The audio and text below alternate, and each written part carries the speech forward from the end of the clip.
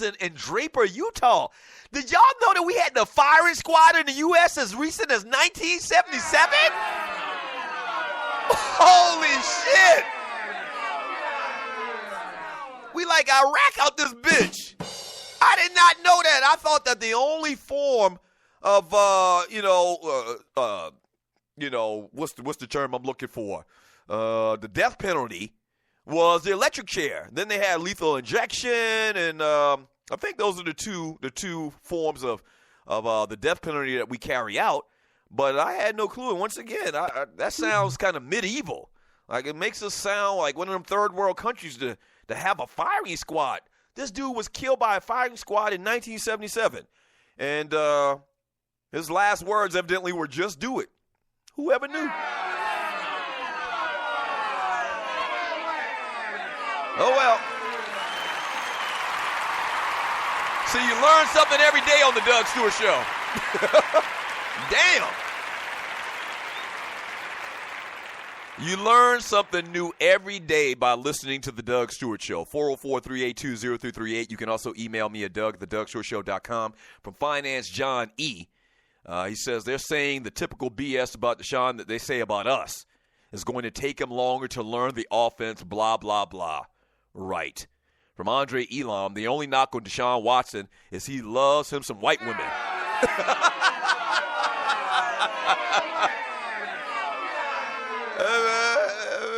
Man, like a little cream in his coffee, man. Hey, let him do what he do. But I've heard the same things, too. If you've seen that video of Deshaun Watson when he got caught up in that bar in Tuscaloosa, Alabama, clearly he has an affinity for the white women.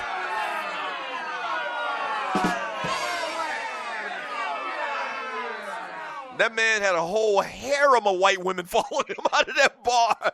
Go and look at the video. It was like 4 or 5 white chicks. I mean, they were dimes now. They were dimes, but they all like jumped in file and followed this man out like the Pied Piper. Deshaun Watson is the Pied Piper. Deshaun Watson is the Pied Piper, not R. Kelly. From, who do we have here? From Andre Elam. Has anyone watched Empire last night? They have stepped their game up this season. Yes, sir. I stopped watching Empire like 2 years ago, bro. From Sluggo X Squad. I didn't even realize the draft was tonight until I logged in. That's how many F's I'm starting to give about these sports. Let's see who we have here. From Andre Elam once again. He says, ABM, the NFL owners are like, hell nah, we're drafting his ass number 1. He'll be hunching all of the company stocks for sure. Laugh out loud. From Nino the Wino, these folks acts as if the NFL playbook is quantum physics. Exactly. From Sluggo 90, when it relates to a ninja, everybody knows golf is dumb as all get out, but he still went number 1, shaking my head. I don't know anything about Jared Goff, but that's a very good example. Just from last year, this guy, Jared Goff, who was the bee's knees, couldn't even break the starting lineup. Not only, I understand you not being able to get on the field as a rookie, but they didn't even want to get this man a damn uniform.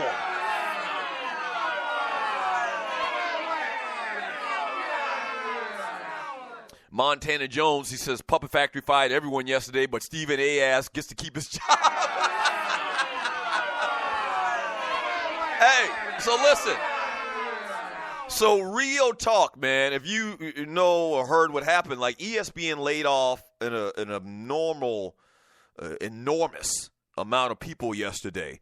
And if you watch some of those shows, a couple of the hosts made mention of it. I saw yesterday I had on the Mike and Jamil show at 6 p.m. to 6 p.m. Sports Center. They call it Sports 6 or whatever. And they had like the first 15 minutes of their show talking about it. It's almost like Mike and Jamil got survivor's remorse.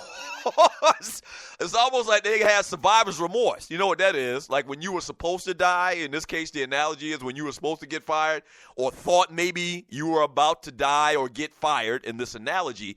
And they just kept talking about it and, you know, wishing all of their former co-workers good luck and success in the future. But they don't need to be worried about anything because they are building shows around them. So they're good. But I mentioned earlier, and you're listening to the Doug Stewart Show, a big reason on why what happened yesterday at ESPN happened. And I talked about this like a year ago now. It's been about a year that I moved over and I cut my cable. I cut my cable cord for the Fire Stick, for streaming TV.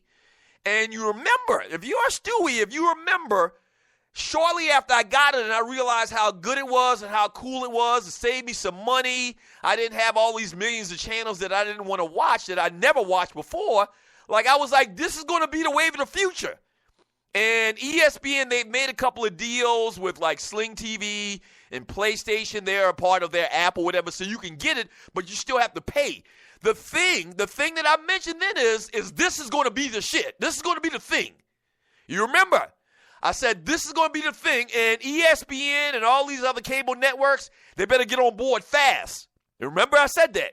And so I read a story a couple of days ago that said just that the reason ESPN is having to cut off and fire a lot of the people, their staff, is because they don't have the subscribers that they used to have. Okay, so before they were streaming TV, and you're listening to the Doug Stewart Show, before they were streaming TV and you're pretty much able to go and pick the channels that you want to watch and you pay for that alone, we all had cable, right?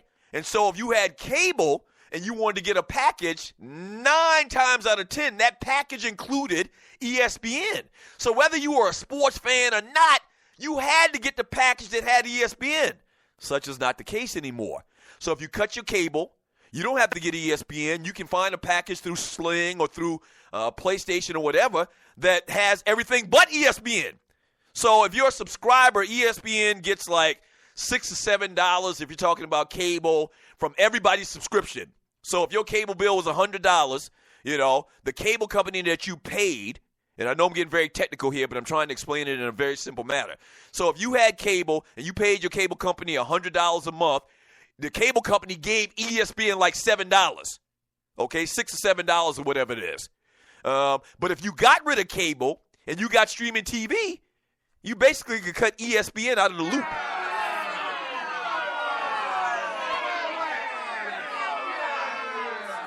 You feel me?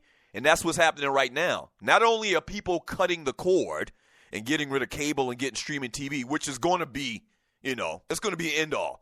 Like within a year or two, pretty much the majority of people are going to be on streaming TV. I mean, it's just so great. It's convenient.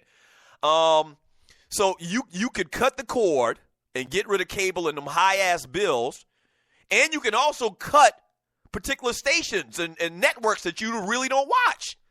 Okay? So, I mean, you got to roll with the times. The same thing happened with the newspapers years ago when all of our news is being accessed now online through social media, through websites or whatever. Like, there's really no need. There's really no need for newspapers. Like, I don't know when the last time I picked up a newspaper. Like, I don't even know when the last time I saw a newspaper. Well, whenever you go to a hotel or whatever and you're listening to the Doug Stewart Show, remember, whenever you go to a hotel, it seems like the hotel still, you know, they'll put a newspaper under your door in the morning. But that's it. That's it. I haven't looked at a newspaper. We first started in this industry, and I'm saying we, the Two Live Stews, me and my brother Ryan Stewart, when we first started in 2001, that's what we did our show with. That was our show prep. We got a USA Today, we got an Atlanta Journal-Constitution, and we highlighted stories that we wanted to talk about and get into. That was our show prep. All right? That went out, and we had computers, laptops in front of us probably in like 2004, 2005. And then probably the latter part of our career at that station before they showed our black asses the door, I'm going to say probably 2008. It was exclusively the computer. It was exclusively social media that gave you quick stories with the hashtags and whatnot. So the newspaper, I mean, that industry is dead. And I'm telling you, I think cable will probably have, until they figure out these deals, these partnership deals with these stations, cable still probably has, ways to go before it's totally, obsolete, but it ain't too long. It's kind of like, you remember when when all of these places used to sell videotapes. You remember Blockbuster? Uh-huh. And then Netflix came along, and all of the Blockbusters closed down.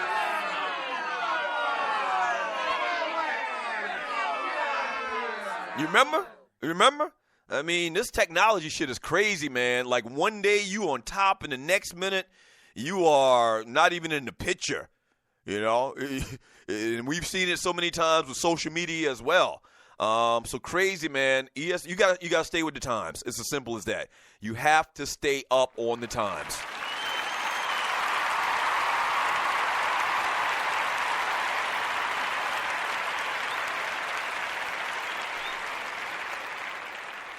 Rough Bus says, I remember I would watch ESPN all day, but can't stand them now. Yeah, and a lot of the stuff is tough to watch. I agree.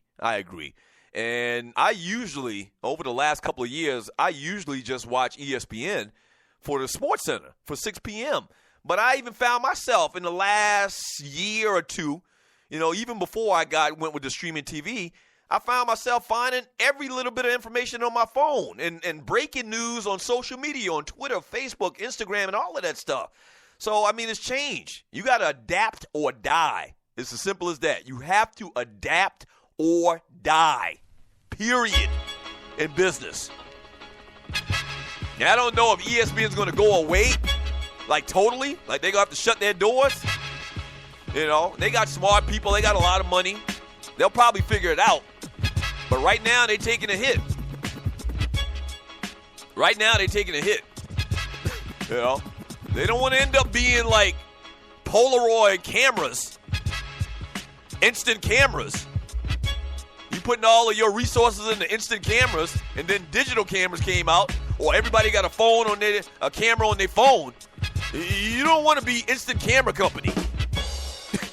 Yeah, that's the last thing you want to do. When we get back from the break, let's start talking about this NFL, man. Draft is tonight. Don't go away.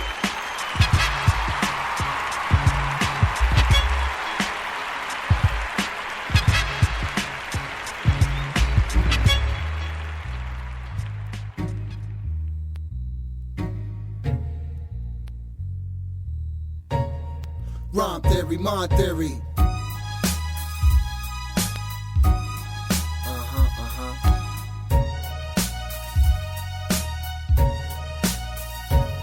Shorty was out for the dreams of living it. Thought hard about larger than life schemes of getting rich. Controlling, holding, bank rolling and such. From the young age of 9, Shorty had enough. Only scenes in his eyes was corrupt. This is how you get what you want, what you need. Top of the line for Shorty, blooming Project C. Got the smart for the school, but love the street living. Excited his mind, fame, the vision. Napoleon claimed the name, played the part, maintained the heart, knew the game. Street raised to stay smart. Shorty made it on form and crafted 16. Do the math, added in dog years. That was too well advanced for all his average peers, but had a team of some wild out teens committed to. Rolling up, holding you up, slowing you up. Had his made mad up for a stripe, sizing you up. Adapt tactic for wild avenues and crews. Concealed matics for any trial blaze on you. Young calling the shots, only previews for dudes in all spots. Vote for the boys who pump short shot and red tops. Now come the intricate plot by ways of rivalry. Comes thinking lava, they try to be steady on the come up. High wide for opportunity. 7 signs of sin wrapped up to spell. Only time will tell who goes to heaven or hell. We beat them streets wide and out, thugged out, bugged and blackout. Lethal and provoked to arouse, hear me out. Raise up, raise up, ease up, ease up, raise up, raise up, ease up, ease up, raise up, raise up, ease up, ease up. Warriors come out to play. This is the place where worlds collide. Separate clapper from rapper and rappers from actors. In too deep must consider the factor. If it's fame, just think it over. Only few heads get the name of supernova. The rest be focused, always bout the hustle. Looking for ways to get paid using their muscles. Some stay trouble. Will I go gold? Even hit lead? She got me fed. Should I look for a job to stop bagging my head? Until this world turn cold. Nigga, I don't care about you or how you roll. Don't hate a man for flashing, spilling his cash. He never had had. So when he slips, his ass out, leave him holding his dick. Labels more dick, slip Willie. Smack a nigga silly, play tricks with they money. Too hungry, fake that. Had to do a move I learned from Havana. Desperate for greenbacks, $1 million steak cash. The meaning of this, Brooklyn H. Mill sticky. We commanders be heavy every time, ever ready. Cool, cooler, brick, gritty, shitty. Believe, no tricks up the sleeve.